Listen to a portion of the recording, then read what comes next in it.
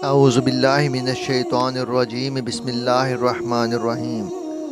پیارے دوستو، جیسے یہ دنیا فانی ہے اسی طرح اس کی ہر چیز فانی ہے۔ اللہ تبارک و تعالیٰ قرآن پاک میں ارشاد فرماتا ہے، اور ہر جان کو موت کا ذائقہ چکھنا ہے اور تم ہماری طرف ضرور لوٹائے جاؤ گے۔ اللہ تبارک و تعالیٰ نے ہر ایک انسان کو دو چیزوں سے بنایا ہے، نمبر 1 روح، نمبر 2 جسم۔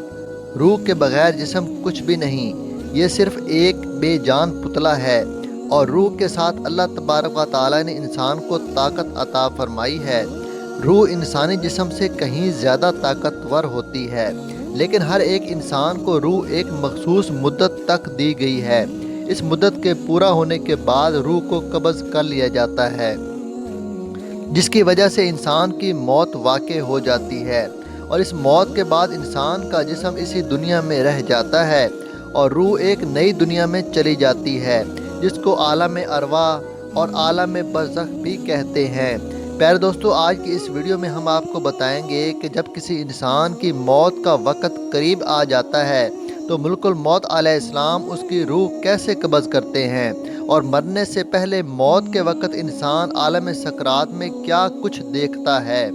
اور روح انسان کے ہر حصے سے کیسے نکلتی ہے، اور ملک الموت علیہ السلام بچوں کی روح کیسے قبض کرتے ہیں، اور مرنے کے بعد بچوں کی روحیں کہاں چلی جاتی ہیں اور ان کے ساتھ کیا سلوک کیا جاتا ہے، اور ملک الموت علیہ السلام ہر گھر میں روزانہ کتنی مرتبہ چکر لگاتے ہیں۔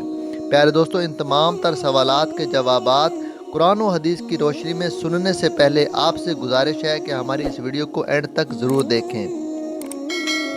پیارے دوستو، جب کسی بھی انسان کا اس دنیا کو چھوڑنے کا وقت قریب آ جاتا ہے تو وہ انسان مرنے سے کچھ دن پہلے عجیب و غریب سی کیفیت محسوس کرنے لگتا ہے، اور اس کا دل اداس سا رہنے لگتا ہے۔ اس کو ایسا محسوس ہوتا ہے کہ جیسے اس کا سب کچھ ختم ہو گیا، اور اس انسان کا کسی سے بات کرنے کو دل نہیں کرتا۔ یہ سب کچھ اس لیے ہوتا ہے کیونکہ وہ انسان مرنے والا ہوتا ہے، اور یہ سب موت کے اثرات ہوتے ہیں جو وہ محسوس کر رہا ہوتا ہے۔ جیسا کہ حدیث پاک میں آتا ہے کہ حضرت زید بن اسلم رضی اللہ تعالیٰ عنہ بیان فرماتے ہیں کہ ملک الموت علیہ السلام روزانہ ہر گھر میں 5 مرتبہ چکر لگاتے ہیں، اور ہر ایک انسان کے چہرے کی طرف غور سے دیکھتے ہیں، اور ایک دوسری روایت میں آتا ہے کہ ملک الموت علیہ السلام ہر گھر میں روزانہ 7 مرتبہ چکر لگاتے ہیں اور ہر ایک انسان کے چہرے کی طرف دیکھتے ہیں۔ اگر ان میں سے کوئی شخص ایسا ہو جس کی موت کا وقت قریب آ چکا ہو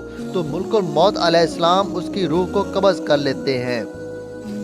پیارے دوستو، موت سے کچھ دیر پہلے ہر ایک انسان ایک عجیب و غریب سی کیفیت میں چلا جاتا ہے، جس سے اس عالم کے اندر انسان عجیب و غریب سی دنیا کو دیکھتا ہے۔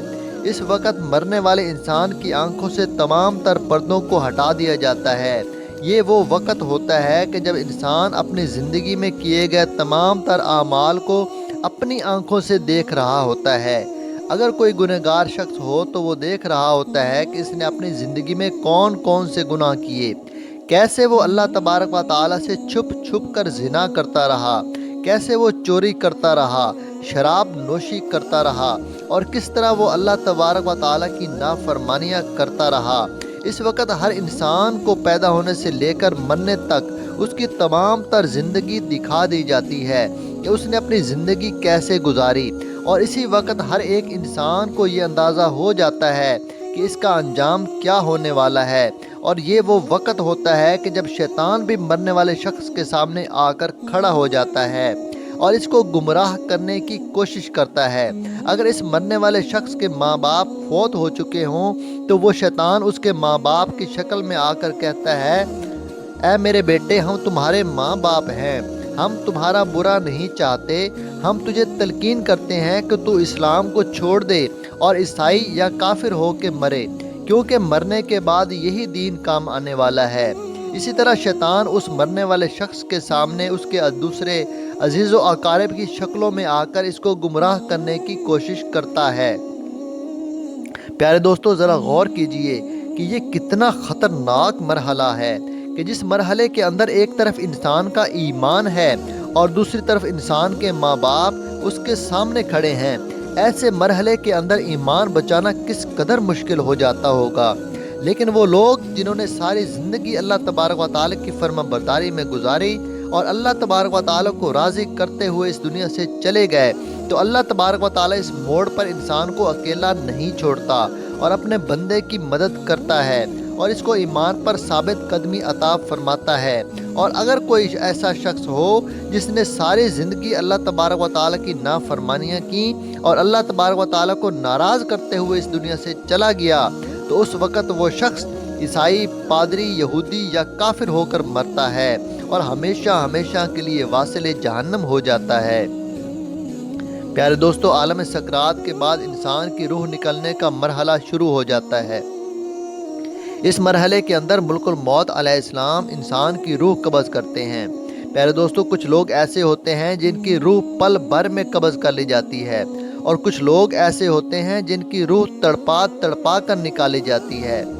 پیارے دوستو، روح کا قبض ہونا انسان کے اعمال کے مطابق ہوتا ہے۔ اگر کوئی نیک انسان ہوتا ہے تو اس کی روح آسانی کے ساتھ قبض کی جاتی ہے، اور اگر کوئی برا انسان ہوتا ہے تو اس کی روح سختی کے ساتھ قبض کی جاتی ہے۔ جیسا کہ حدیث پاک میں آتا ہے کہ ایک دن حضرت عمر رضی اللہ تعالیٰ عنہ نے حضرت کعب بن احبار رضی اللہ تعالیٰ عنہ سے فرمایا کہ آپ ہمیں موت کی سختیوں کے بارے میں بتائیں، تو حضرت کعب بن احبار رضی اللہ تعالیٰ عنہ عرض کرنے لگے کہ اے امیر المومنین، موت کی سختی ایسی ہے جیسا کہ ایک شاخ ہو اور اس پر بے شمار کانٹے لگے ہوں، اور اس کانٹے دار شاخ کو کسی انسان کے پیٹ میں داخل کر دیا جائے، اور اس شاخ کا ہر ایک کانٹا انسان کے پیٹ کی ہر رگ میں پیوست ہو جائے۔ اس کے بعد ایک طاقتور انسان اس شخص کو زور سے ہاتھ انسان کے پیٹ سے باہر نکالے، تو اس وقت اس انسان کو جتنی تکلیف ہوئی جس کے پیٹ سے کانٹے دار شاخ کو نکالا گیا،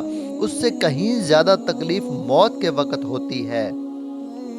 پیارے دوستو، حضور پاک صلی اللہ تعالیٰ علیہ وآلہ وسلم نے ارشاد فرمایا کہ مرتے وقت انسان کو جتنی تکلیف ہوتی ہے، اس تکلیف میں سے ایک بال برابر تکلیف کو زمین و آسمان پر رکھ دیا جائے تو زمین و آسمان کے تمام لوگ مر جائیں۔ ایک دوسری حدیث میں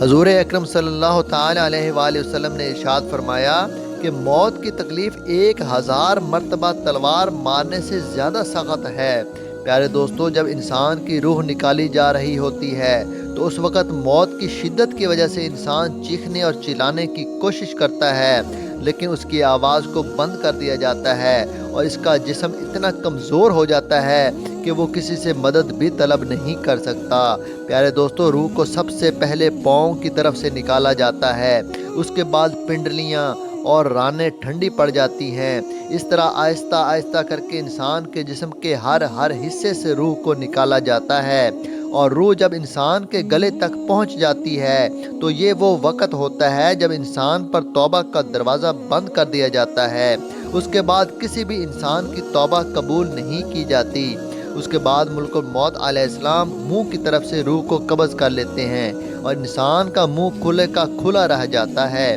اور انسان کی آنکھیں کھلی کی کھلی رہ جاتی ہیں۔ پیارے دوستو، موت ایک ایسی حقیقت ہے کہ جس سے ہر ایک انسان کو گزرنا ہے، پھر چاہے وہ بچہ ہو، بوڑھا ہو یا جوان ہو۔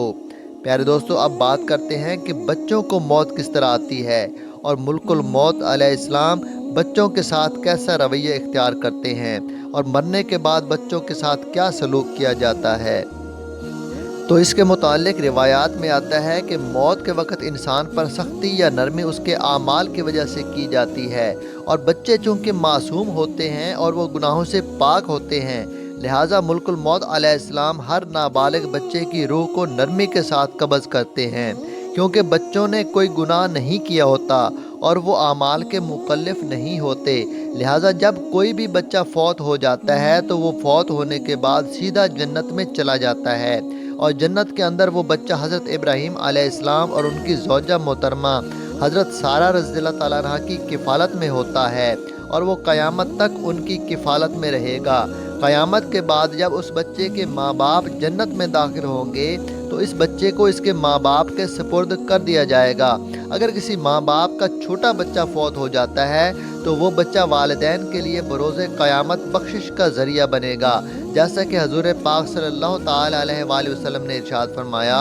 کہ بروز قیامت معصوم بچے اللہ تبارک و تعالیٰ کے ہاں اپنے ماں باپ کو بخشوانے کی سفارش کریں گے، تو اللہ تبارک و تعالیٰ ان کی سفارش کو قبول کر لے گا اور ان کے ماں باپ کو جنت میں داخل فرما دے گا۔ اللہ تبارک و تعالیٰ سے دعا ہے کہ اللہ تبارک و تعالیٰ ہمیں نیک اعمال کرنے کی توفیق عطا فرمائے اور ہمیں موت کی سختیوں سے بچائے، اور موت کے وقت اپنے پیارے حبیب حضرت محمد مصطفیٰ صلی اللہ تعالیٰ علیہ وآلہ وسلم کا دیدار عطا فرمائے، آمین۔ کمنٹ میں آمین لکھ کر چینل کو سبسکرائب کر دیں، شکریہ۔